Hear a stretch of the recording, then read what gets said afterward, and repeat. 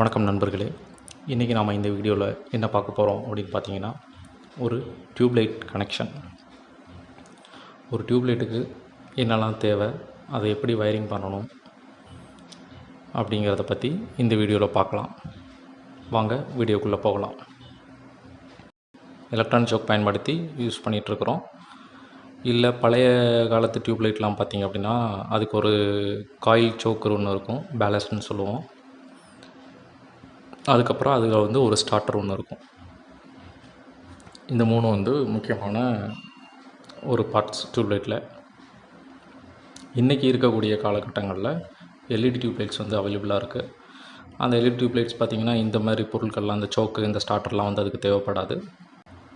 டேரெக்டாக நீங்கள் AC supply கொடுத்தீங்கனாலே அந்த லைட்டு க்ளோ ஆரம்பிச்சிடும். ஓகே, நம்ம இப்போ இந்த காயில் சோக்கை பற்றி என்ன அப்படிங்கிறத பார்க்கலாம். இந்த இடத்துல நம்ம ஒரு ஸ்டார்ட்ரு, ஒரு டியூப்லைட்டு, ஒரு சோக்கு, இதை பயன்படுத்தி எப்படி அதுக்கு வயரிங் பண்ணலாம் அப்படிங்கிறத இப்போ நம்ம பார்க்குறோம். இப்போ பாருங்கள், ஃபேஸ் நம்ம சுவிட்ச் வழியாக எடுத்துகிட்டு போகிறோம். எப்போவுமே நம்ம ஃபேஸில் மட்டும்தான் சுவிட்ச் யூஸ் பண்ணுவோம், நியூட்ரலில் சுவிட்ச் யூஸ் பண்ண மாட்டோம். சுவிட்ச் வழியாக எடுத்துகிட்டு போயிட்டு அதுலேருந்து வரக்கூடிய ஃபேஸ் ஒயர் எடுத்து கொண்டு போய் சோக்கில் ஒரு டெர்மினலில் கொடுத்துட்டு சோக்கோட அவுட்புட் டெர்மினல் இருக்குது பார்த்திங்களா, இன்னொரு டெர்மினல், அந்த டெர்மினல்லேருந்து ஒரு ஒயர் எடுத்துகிட்டு போயிட்டு டியூப்லைட்டோட ஹோல்டர் இருக்கும், அந்த ஹோல்டரில் ஒரு எண்டில் கொடுங்க. ஓகேங்களா? இப்போ ஒரு சர்க்யூட், ஒரு லூப் கம்ப்ளீட் ஆகிடுச்சு. நெக்ஸ்ட்டு நீங்கள் கொடுத்த ஒரு டெர்மினலில் நீங்கள் ஃபேஸை கொண்டு போய் கொடுத்துருப்பீங்க. அதுக்கு பக்கத்தில் இன்னொரு டெர்மினல் இருக்கும்.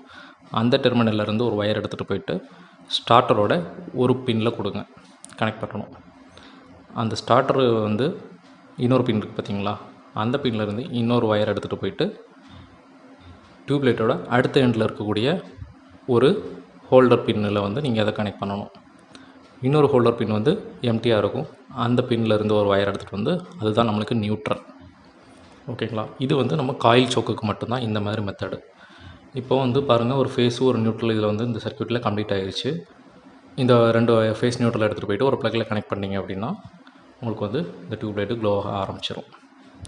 காயில் சோக் டியூப்லைட்டுக்கு உண்டான சர்க்யூட் இது. இப்போ வாங்க எலக்ட்ரானிக் சோக்கை பற்றி பார்க்கலாம். எலக்ட்ரானிக் சோக்கு காயில் சோக் சர்க்யூட்டை கம்பேர் பண்ணும்போது இது ரொம்ப ஈஸியான ஒன்று. இதில் ஸ்டார்டர் கிடையாது. காயில் சோக்குக்கு பதிலாக எலக்ட்ரானிக் சோக் இதில் பயன்படுத்துவோம். சோக்குக்கு இன்னொரு நேம் பார்த்திங்கன்னா பேலஸ்ட்டுன்னு சொல்லுவோம். ஓகேங்களா? இதுவும் சேம் அதே மாதிரி தான். இந்த சோக்கில் பார்த்திங்க அப்படின்னா, எலக்ட்ரானிக் சோக்கில் ஒரு ஃபேஸ் நியூட்ரல் இன்புட் இதில் இருக்கும். அவுட்புட் பார்த்திங்கன்னா சேம் சைடில் 4 ஒயர் இருக்கும். அது கிரே கலர், ஒயிட் கலர், இந்த மாதிரி 2 கலரில் இருக்கும். நான் அது இதில் அந்த கலர் பயன்படுத்தினா உங்களுக்கு பிக்சரில் அந்த படத்தில் தெரியாது அப்படிங்கிறதுனால நான் ப்ளூ கலரும் எல்லோ கலரும் பயன்படுத்தி காமிச்சிருக்கேன். பட் ஆக்சுவலாக அதில் நீங்கள் அவுட்புட் பார்த்திங்கன்னா 2 grey colour, 2 white colour wire இருக்கும் அவுட்புட்டில். அந்த 2 கிரே கலர் பார்த்திங்க அப்படின்னா சேம் லென்த்தில் ஒயர் இருக்கும். 2 ஒயிட் கலர் பார்த்திங்கன்னா அது டிஃப்ரெண்ட் லென்த்தில் சேமாக இருக்கும். இந்த ரெண்டு 4 ஒயர் இருக்குது. 2 கிரேவையும் எடுத்துகிட்டு போயிட்டு டியூப்லைட் ஹோல்டரில் ஏதாவது ஒரு பக்கம் இருக்கிற 2 டெர்மினலில் கொடுத்துருங்க ஹோல்டரில். இன்னொரு 2 ஒயர் எடுத்துகிட்டு போயிட்டு டியூப்லைட் ஹோல்டரில் ஆப்போசிட் சைடில் இருக்கக்கூடிய 2 பின்லேயும் கனெக்ட் பண்ணிடுங்க.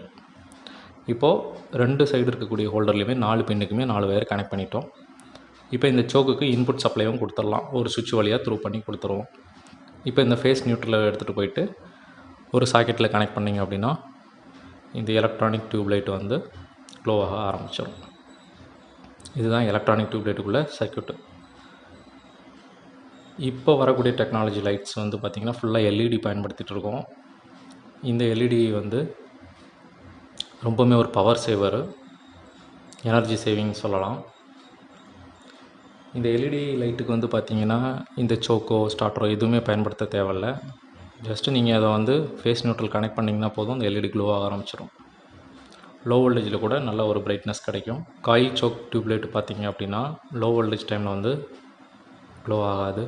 ஏன்னா காயிலுக்கு போதுமான சப்ளை இருக்காது, லோ வோல்டேஜாக இருக்கும். அது 230 வோல்ட்டில் மட்டும்தான் ஆப்ரேட் ஆகும். எலக்ட்ரானிக் சோக் அப்படி இல்லை, லோ வோல்டேஜ் டைம்லேயும் பிக்கப் ஆகிடும். லைட்டு க்ளோ ஆக ஆரம்பிச்சிடும். எல்இடியும் சேம் அதே மாதிரி தான். எல்இடி வந்து இன்னும் பார்த்திங்கன்னா சைஸில் வந்து எல்லாமே வந்து ரொம்ப சின்னதாகிடுச்சு. எல்இடி டியூப் லைட்டு மார்க்கெட்டில் இப்போ நிறைய பிராண்ட்ஸில் அது வந்து இப்போ போட ஆரம்பிச்சிட்டாங்க. அது ஒரு சிம்பிள் அண்ட் ஈஸியாக இருக்கும். இது தாங்க இன்றைக்கி டியூப் லைட்டில் வந்து காயில் சோக் லைட்டுக்கும் எலக்ட்ரானிக் லைட்டுக்கும் உள்ள வித்தியாசம் இதுதான். இந்த வீடியோ உங்களுக்கு ஈஸியாக புரிஞ்சிருக்கும்னு நினைக்கிறேன். இது பற்றிய சந்தேகங்களை நீங்கள் கமெண்ட் பாக்ஸில் கமெண்டில் தெரிவிக்கலாம். இது போன்ற வீடியோக்கள் பார்க்கணுன்னா நம்ம சேனலை சப்ஸ்கிரைப் பண்ணுங்கள். இன்னொரு வீடியோவில் சந்திக்கலாம். நன்றி, வணக்கம்.